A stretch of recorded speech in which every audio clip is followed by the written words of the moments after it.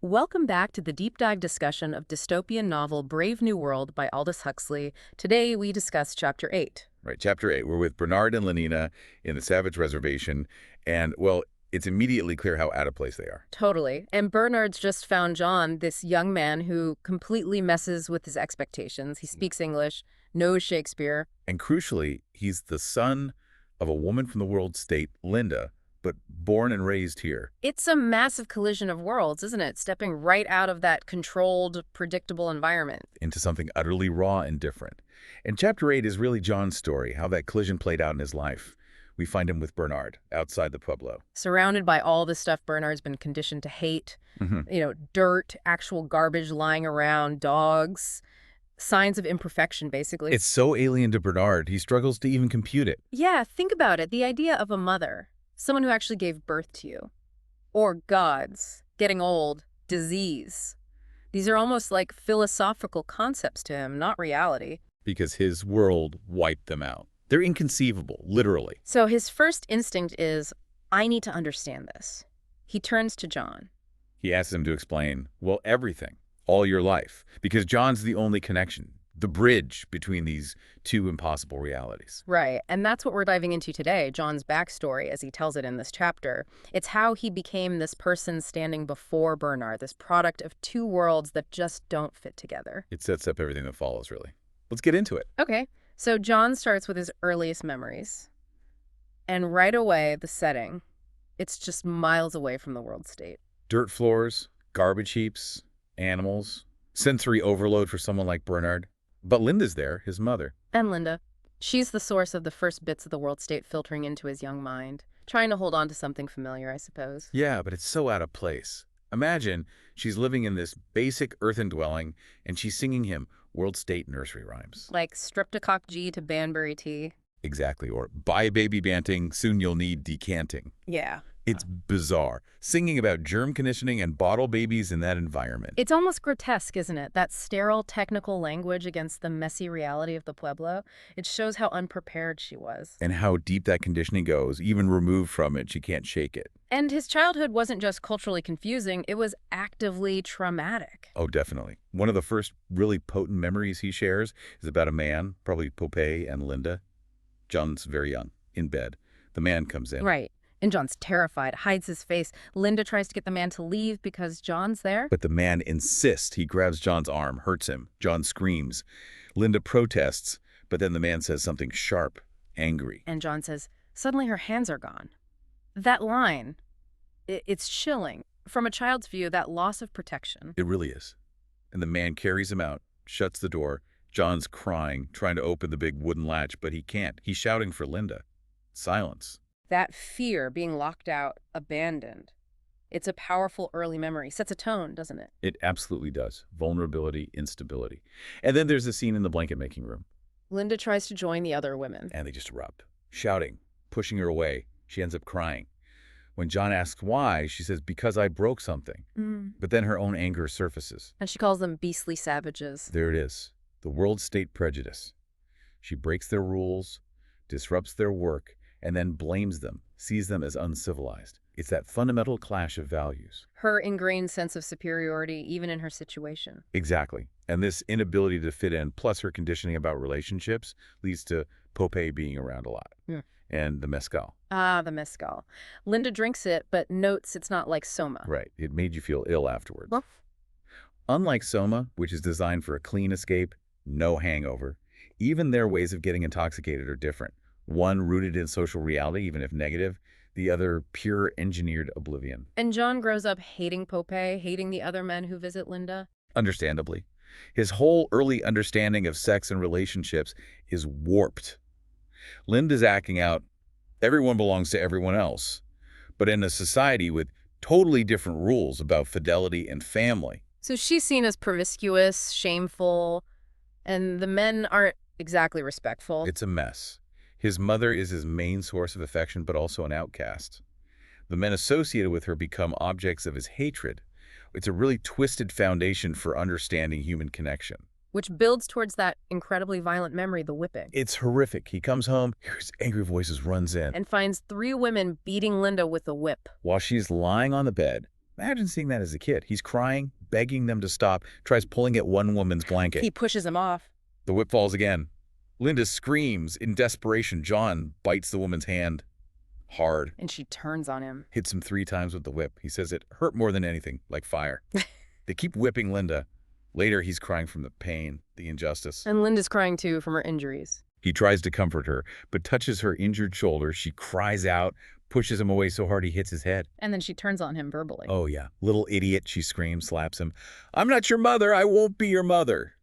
That's pure world state talking. Mother is obscene. Blaming him for her being stuck there. Turned into a savage, having young ones like an animal. If it hadn't been for you, I might have got away. She uses her conditioning as a weapon against him, blaming him for her exile. Psychological cruelty on top of the physical. It's devastating. And then that sudden switch. Right. She's about to hit him again, calls him little beast, then stops. He looks up, tries to smile, and she pulls him into this intense hug, kissing him over and over. That emotional whiplash, it must have been so confusing. Totally. Speaks volumes about Linda's own damage, caught between 2 worlds. And John's right in the middle of that chaos. And this wasn't just isolated incidents. It was a pattern, right? Neglect, hardship. Yeah, he talks about times Linda was depressed, drunk, sick, forgetting to wash him, only cold tortillas to eat. And finding lice in his hair. And her just screaming. Again, that conditioned horror of anything natural or unclean, even on her own son. She just couldn't cope. And John often lacked basic care. So in this environment, trauma, neglect, cultural clashes, he's searching for meaning, for understanding. And he has these 2 completely different sources of information, Linda's stories of the other place, the world state. which he calls his happiest times. And she paints this picture of, well, a technological paradise.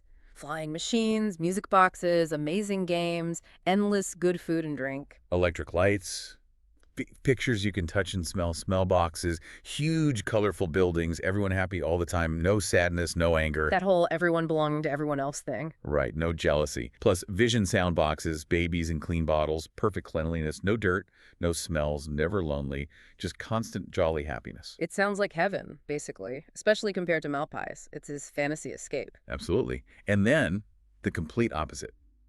The stories from the old men of the pueblo. The traditional lore. He'd sit with them after playing. And they'd tell the creation myths, Awona Willona, the fog of increase, the 4 wombs of the world, stories of conflict like right hand versus left hand, wet versus dry. They're gods and figures. Earth Mother, Sky Father, Ahayuta, and Marsalema. And interestingly, a mix, right? Jesus and Mary seem to be in there too, alongside Pukong and Etzenalehi. Sacred places, the Black Stone, the Great Eagle, Our Lady of Acoma. It shows how traditions absorb things over time, but for John, a lot of it was in those other words. Probably Zuni or another local language he didn't fully get, which made it more mysterious, wonderful even. So he has this rich, complex, partly understood mythology. Alongside Linda's sterile, perfect technological utopia. And he's trying to make sense of both. He describes lying awake, mixing them up in his head. Yeah, putting heaven in London and babies in bottles and the director of world hatcheries alongside Our Lady of Acoma and Jesus flying up, maybe connecting that to the world state flying, and Awona Willona. He's trying to build his own coherent world out of these completely incompatible parts. It's quite poignant, isn't it? Very. He's trying to engineer his own understanding because he's been given pieces that just don't fit. And then comes reading. A huge shift. Linda taught him. Simple stuff, charcoal drawings on the wall, basic phrases. The cat is on the mat. He picked it up fast. But his first actual book, not exactly Dr. Seuss. No kidding. The chemical and bacteriological conditioning of the embryo. Practical instructions for beta embryo store workers, found under some of Linda's old world state clothes. And his reaction is strong. Took him ages just to sound out the title, and he throws it down crying, beastly, beastly book. Why such a visceral response to a technical manual? Because it shattered the fantasy. This wasn't the heaven Linda talked about. This was the cold, chemical, procedural reality behind it. The truth of how people were made, stripped of all magic or meaning. It clashed violently with both Linda's stories and the Pueblo myths. Exactly. It was the sterile, functional truth of the world state laid bare, and it repulsed him. It hit his emotional core. But reading quickly becomes something else for him, a tool. Right. The other kids mocked him, called Linda names, canted rags, because her clothes were patched. And his defense mechanism was literacy. But I can read, and they can't. It became his source of pride, his way of pushing back against their rejection. He asked for the science book again. The more they mocked, the harder he read. Trying to master it even if he didn't fully understand it. Right, he could pronounce the words, but the meaning. When he asked Linda what are chemicals, she just gave him world state jargon. Stuff like magnesium salts, alcohol for deltas and epsilons. Functional knowledge, not deep understanding. Exactly. When he asked how or where they came from, she could only say bottles, the chemical store, the factory. She admitted, I never did any chemistry. It highlights that difference, doesn't it? World state knows function, process. The pueblo, through its myths, offered meaning, origins. A really key distinction. Yeah. And then comes the big one. The discovery that changes everything for him, intellectually, emotionally. Shakespeare. Popey brings this old, thick, mouse-eaten book back from the Kiva. The complete works. John's about 12. And Linda's reaction is typical world state dismissal. Yep. Sips mezcal, calls it nonsense, uncivilized. Only good for reading practice. She can't grasp its value because it's outside her conditioned framework. But John, it's instant. He opens it randomly. Nay, but to live in the rank sweat of an enseamed bed. And the words hit him like, well, he describes it vividly. Strange, rolled through his mind, rumbled like talking thunder, like drums, like chanting, like magic. It wasn't just reading, it was feeling the language. Yes. And he says it was better than Mitzima's magic because it meant more, because it talked to him. That's the key. Shakespeare gave him a language for his inner life. For all the things he'd been feeling and seeing but couldn't name? He says it talked about Linda and Popey. It provided a vocabulary, a framework for the messy, complex human reality around him. Art giving shape to experience? He had the feelings, but not the words. Shakespeare delivers the words. And powerfully so, especially with his hatred for Popey. He reads that line, a man can smile and be a villain, remorseless, treacherous, lecherous, kindless villain. And it just clicks. It validates his feelings. Gives his hatred a reason, a moral shape. He says it made the hatred and Popey himself more real. Shakespeare provided this kind of moral and emotional anchor. Grounding him in a way nothing else had. Which leads directly to the stabbing. Right. He sees Linda and Popey together, feels physically ill, heart gone, empty, cold, sick. And those Shakespearean lines are running through his head. Remorseless, treacherous, the rage builds. I'll kill him. And he even finds lines to justify the timing. When he is drunk asleep, or in his rage, or in the incestuous pleasure of his bed, he sees it as magic on his side, almost like an instruction. So, fueled by this intense mix of raw emotion and literary command, he grabs a knife. Stabs Popey. Popey wakes up. John stabs again. Popey catches his wrist. That intense moment, staring into Popey's eyes. Linda's screaming about the blood. But Popey doesn't react like a Shakespearean villain. Not at all. He makes John look at him. John starts crying. And Popey just bursts out laughing. And calls him my brave Ahayuta. Referring to the Pueblo War twin mythology. It's such a complex moment. John's living out this Shakespearean revenge tragedy in his head, but Popey interprets it through a totally different cultural lens, seeing him as a young warrior. It perfectly captures the clash of worlds inside John. He runs off, maybe because the reality didn't match the script in his head. Yeah, definitely. But despite all this trauma and confusion, he did find some connection in the Pueblo. Through craft. Learning pottery with old Mitzna around age 15. He describes the process so carefully, making the base, the cup, adding the clay snakes or coils, building it up. And finding real joy in it. Extraordinary pleasure in shaping the clay, feeling his skill grow. It's a genuine connection to tradition, to making something tangible. But even then, the blend is there. He's singing world state jingles, A, B, C, Vijayandi. While Mitzima's singing a traditional bear song. His body's in the Pueblo world. His mind still echoes the other. But the work itself makes him feel intense, absorbing happiness. Mitzima even promises to teach him bow making. There's a glimpse of belonging there, being valued for skill. Which makes the moments of outright exclusion even more devastating. Like the marriage of Kothlu and Kiakime. He's 16. He watches the ritual, the silence, the offering to the sun, Mitzima declaring, "It is finished." And that phrase hits him hard because, he reveals, he had loved Kiakime. Silently, desperately, hopelessly. So it is finished means the end of his dream, too. And Linda, again, just pours cold water on it. Dismisses it as a lot of fuss. Compares it unfavorably to casual world state sex. Her complete inability to grasp love or commitment just highlights the gulf, isolates John further. He runs off, needing to be alone with that finality. But the ultimate rejection, the deepest cut, is the antelope kiva ritual, the puberty ceremony. This is the big one. Sunset, moonrise, the kiva entrance, the ladder down into the red light, the singing. He goes with the other boys, ready for this vital rite of passage. Can we stop him? Pull him right out of the line. He fights back, gets hit, his hair pulled. The words are brutal. Not for you, white hair. Yeah. Not for the son of the she-dog. While the other boys laugh. And the men shout, "Go!"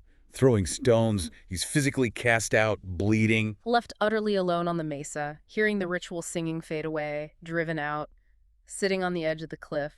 And it's right there in that absolute desolation, looking at his own blood-dripping drop, that Shakespeare comes back to him. Tomorrow and tomorrow, tomorrow. Giving voice to that despair. Mhm. And in that profound isolation, contemplating time, mortality. Through those words, he says he discovers time and death in God.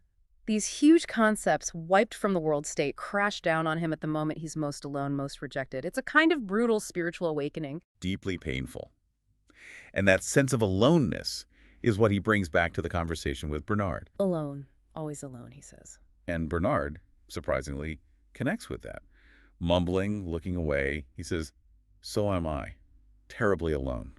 Explains he's different, decanted different. It highlights the difference in their loneliness, though, doesn't it? John's is exclusion from a traditional community. Bernard's is feeling flawed within a society built for conformity. Right. John agrees, if one's different, one's bound to be lonely. They're beastly to one. He gives more examples kept out of the dream quest, the Kiva secrets, even though he did his own vision quest alone. And then he reviews that other coping mechanism, the self-inflicted pain. Yeah, the funny way of curing your unhappiness. Standing out in the sun, arms outstretched against a rock like Jesus on the cross. Why? What was he trying to achieve? A mix of things, it seems. Curiosity, wanting to know what it felt like. Some of obligation, feeling he ought to. Piety, if Jesus could stand it. And self-punishment, maybe feeling he'd done wrong or just needing an outlet for his misery. It's intense, resulting in fainting, cutting his head. He shows Bernard the scar. And Bernard's reaction is pure world state conditioning. First, he thinks it's funny, then tries to rationalize it maybe better than Soma, but mostly he's just repulsed. Shuddering, calling it horrifying, disgusting. Because John's describing this act of extreme endurance, grappling with suffering and sacrifice concepts, totally alien, even repulsive in a world that eliminates pain and imperfection. Bernard just feels visceral disgust at the idea of wounds, blood, discomfort. That gap in understanding is huge.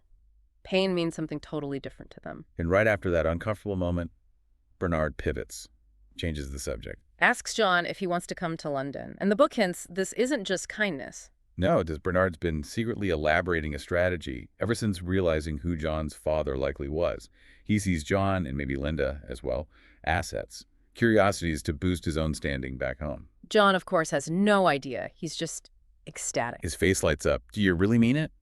Includes Linda automatically. Can't she come too? Bernard thinks that revolting creature, but sees her potential value, too. Her very revoltingness might prove an enormous asset, so he puts on this show of warmth. But of course. And John is just overwhelmed, his dream coming true. To think it should be coming true what I've dreamt of all my life. And then he quotes The Tempest, the famous line. Eyes shining, face flushed. Oh, wonder. How many goodly creatures are there here? How beauteous mankind is. It's his ultimate expression of hope, his idealized vision of the world state personified. Focus specifically on Lenina. Sees her as this angel in bottle green viscose, youthful, plump, smiling. The perfect embodiment of the beauteous mankind he expects. But just as he's peaking, something shifts. His voice falters, he goes pale. Mid-quote, a crack in the facade, a hint of doubt. And it comes out as that crucial question, the one that shows how little he understands. Are you married to her? And he defines marriage from his world. Forever? It can't be broken. He assumes permanence, commitment. Concepts that are laughable in the world state. Which is why Bernard laughs. Ford? No. It's absurd to him. But John laughs too. For pure joy.